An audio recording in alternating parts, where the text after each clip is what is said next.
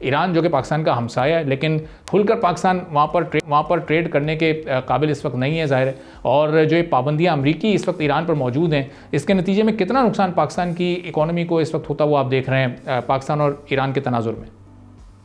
دیکھیں، پاکستان اور Iran natural partners ہیں ٹریڈ کے معاملے میں،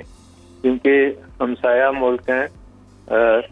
لاجسٹکس بڑی آسان ہے، بارڈرز ملتے ہیں، اور جو ضروریات ایران کی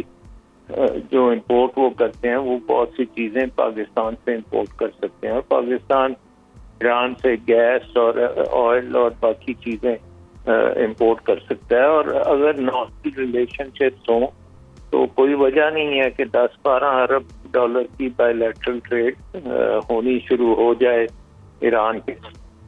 تو اب مین اس میں ایشو تو امریکہ کا ہے، اور اگر ڈونلڈ ٹرمپ نے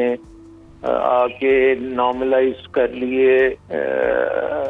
ایران کے ساتھ جو اس کے تعلقات ہیں امریکہ کے، اس کا کوئی ہو جاتا ہے سمجھوتا جس کے تحت پھر اس کی پابندیاں ختم ہو جاتی ہیں، تو کم از کم جو ریجنل کنٹریز ہیں ان کو بہت فائدہ ہوگا۔ جیسے آپ کی رپورٹ میں کہا کہ ٹرکی آلریڈی ان کے ساتھ خاصی بائی لیٹرل ٹریڈ کر رہا ہے، تو پاکستان بھی کر سکتا ہے، اور انفیکٹ ہماری تو ان کے ساتھ گیس پائپ لائن کے معاہدے بھی ہیں جس کو ہم دوبارہ سے آج کے حالات کے مطابق وہاں سے خرید و فروخت کر سکتے ہیں۔ تو آئی تھنک یہ دیکھنا پڑے گا کہ اگر ڈونلڈ ٹرمپ ادھر نارملائز کرتا ہے تو پھر تو ہمارے لیے کوئی نہیں ہوں گے، تو اگر نارملائز نہیں بھی کرتا تو پھر بھی پاکستان کو اپنے طور پہ طریقے ڈھونڈنے چاہیے کہ ہماری ان کے ساتھ ٹریڈ ہو سکے،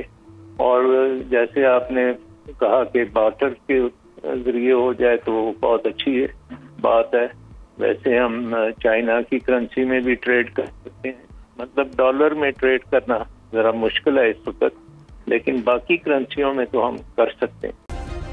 سبسکرائب کریں اور بیل دبائیں تاکہ کوئی خبر رہ نہ جائے۔